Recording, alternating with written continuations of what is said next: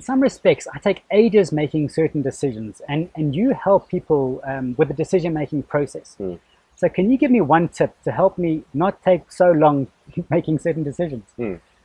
So one of my favorite ideas around decision making is, again, to start reviewing the decisions that you've made in the past, the outcome that it's given you, and whether that's the outcome that you wanted or not, right? Okay. So, stupid example, I'm a compulsive buyer. I bought this hat walking in here today. Okay. so I compulsively buy things, and I realized at some point that I made the decision to buy, and it's not really what I wanted to do. So I said, okay, let me put a rule in place for this. And the rule just became, if you are going to spend anything more than $1,000 on a purchase, wait 24 hours. Okay. If it was going to be an impulsive buy, it's more than $1,000, you wait 24 hours, then you go and make the purchase, if you still want to do it. So I'm a big fan of thinking about the decisions you made and the outcome it gave you. And then if you keep making bad decisions, then just start thinking about a simple rule that you can implement that will negate that decision. That when you get to it, you don't even need to make it. You just fall back onto your rule. Your rule makes the decision for you. Okay.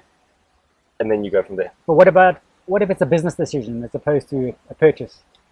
Yeah, obviously there's different levels of complexity. Yeah. And I think in many ways the same thing applies, where if you've made bad decisions in the past regarding business, you could still implement a rule, right? That's because you'll always have spontaneous decisions, and then decisions that can be delayed a little bit.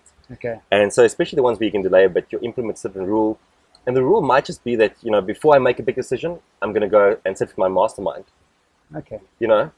So I think it's important, and hopefully that over time, when you start spotting your own patterns in your decision-making process, you'll be able to make better decisions on the fly.